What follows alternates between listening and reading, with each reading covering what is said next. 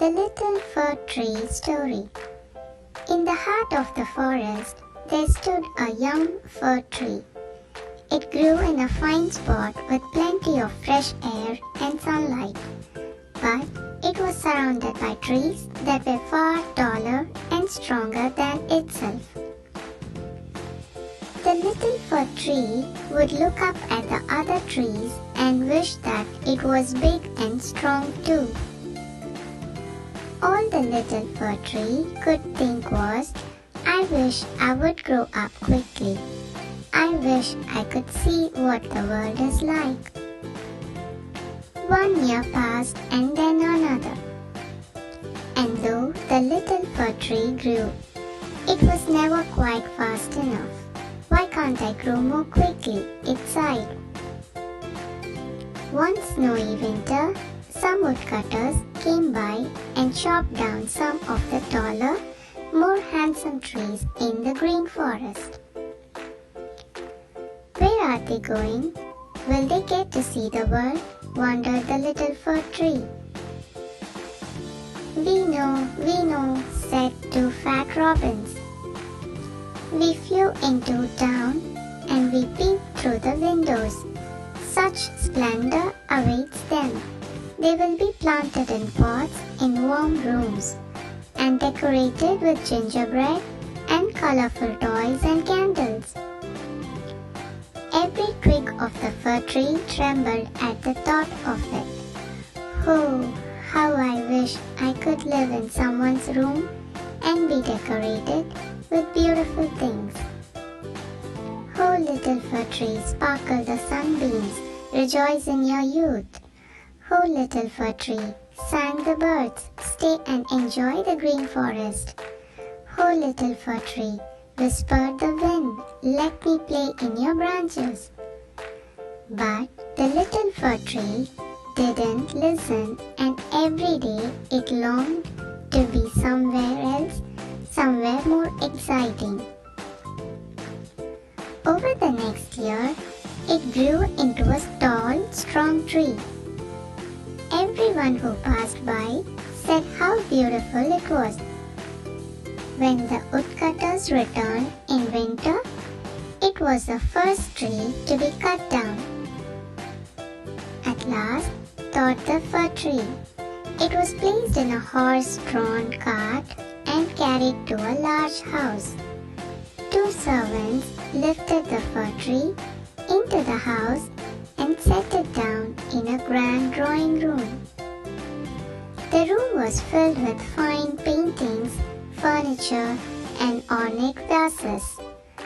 There were velvet curtains and silken sofas and a beautiful window where a pot stood waiting for the tree. The fir tree shivered with excitement as it was placed in the pot. What will happen next? It wondered. Several servants came into the room and sighed at the sight of the lovely fir tree. They started to hang colorful decorations all over its branches. There were small net bags filled with sweets, golden apples, and clusters of walnuts, miniature dolls, wooden toys, baubles in every color of the rainbow, and hundreds of tiny candles stuck to the branches with melted wax. Finally, at the very top of the tree, they placed a shimmering gold star. Later that night, a servant came to light every candle so that the fir tree looked dazzlingly beautiful. A family dressed in fine clothing came into the room, and the children gasped with delight to see the splendor of the fir tree. The tree's branches quivered with uncertainty. What will they do to me now? Will I stay here? It worried. Soon, the family were singing carols around the tree, and the little ones danced around it, ruffling its branches as they went. Later, a maid came to snuff out the candles, and the children began plundering the fir tree for its hidden toys and treats. Nobody paid any attention to the tree now. They were too busy playing with their gifts. At last, the children tugged on the sleeve of one of the older men. "Daddy, tell us a story," they begged. He smiled and sat down next to the tree, where he told them the story of Humpty Dumpty, who fell off a wall but married a princess and became a king. It was a wonderful story, the first the tree had ever heard. When the stories were over, the fir tree was left alone in the room, and it thought, "I will try not to tremble or worry tomorrow. I will be still and straight, so I can enjoy it more and the children can admire me better." However, when the morning came, one of the children returned. Instead, two servants dug the fir tree out of its pot and carried it up to a dark, dusty corner of the attic.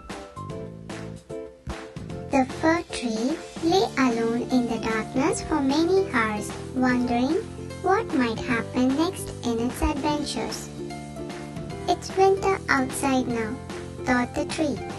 "Perhaps that is why I'm here. The ground is too cold and hard to plant me again. They must be waiting for spring to come round again."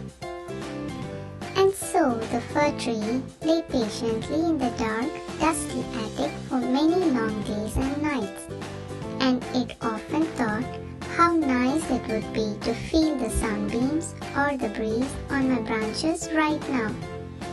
How I miss the hair that used to hop over me and the beauty of the forest I grew up in. And the fir tree felt quite foolish for not realizing it at the time. "Yes, and how silly I have been," said the tree quietly, and it sat in the dark, wishing for its old life again.